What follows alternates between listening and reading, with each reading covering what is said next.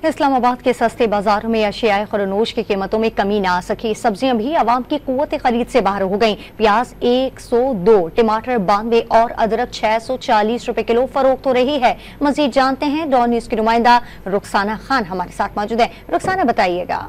जी बिल्कुल, इस वक्त इस्लामाबाद के सस्ते बाजारों में भी महंगाई का राज बरकरार है। सब्जियों की कीमतों की बात की जाए तो सब्जियों में प्याज जो है 102 रुपए, आलू 86, टमाटर 92 रुपए, लहसुन की बात की जाए तो लहसुन 340, अदरक 640 रुपए फी किलो में फरोख्त हो रहे हैं। इस वक्त मेरे साथ एक खरीदार मौजूद है, यहाँ पर खरीदारी करने आए हैं, उनसे मजीद बात करते हैं।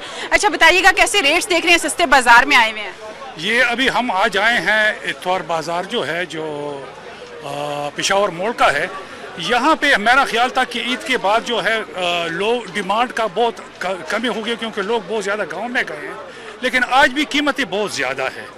अगरचे ईद पे जो है डिमांड कम हो गई थी, डिमांड बहुत ज़्यादा हो गई थी और कीमत जो है 500 तक गई थी, अब 100 तक आई है। लेकिन अब भी जो है बहुत ज़्यादा कीमतें बढ़ी है। इसके अलावा जो फ्रूट है उसकी कीमतें भी बहुत ज़्यादा बढ़ी हुई है।